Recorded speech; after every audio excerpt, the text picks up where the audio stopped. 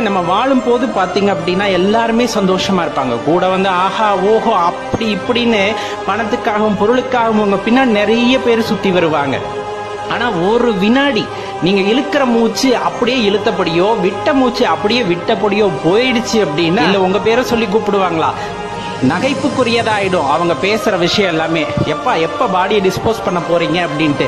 நம் உறவுகளை எடுத்துக்கொள்ளுங்கள். தாய் தகப்பனாக இருக்கட்டும் அல்லது உங்களது மனைவியாக இருக்கட்டும் உங்களது குழந்தைகளாக இருக்கட்டும், நம் வாழும் வரை அன்பாக இருப்பார்கள், அதுல எந்த மாற்று கருத்துமே இல்லை. ஆனா நம் உடலை விட்டு இந்த ஆன்மா பிரிகிறது, இந்த உயிர் பிரிகிறது அப்படிங்கும் போது பாத்தீங்க அப்படின்னா அந்த அன்பு எங்க போச்சு, அந்த பாசம் எங்க போச்சு அப்படிங்கிற கேள்வியை எழுப்பி பாருங்க. ரொம்ப விசித்திரமா இருக்கும். அதாவது 4 நாள் 5 நாள் அதிகபட்சம் 3 மாசம் உங்களை பற்றி நினைத்துக் கொண்டிருப்பார்களா? அது நான் சொல்றது ரொம்ப அதிகபட்சம். இப்பெல்லாம் 3வது நாள் 4வது நாள் அஸ்தியை கரைச்சிட்டு தூக்கி போட்டு அடுத்த வேலையை பாருன்னு போயிடுறாங்க.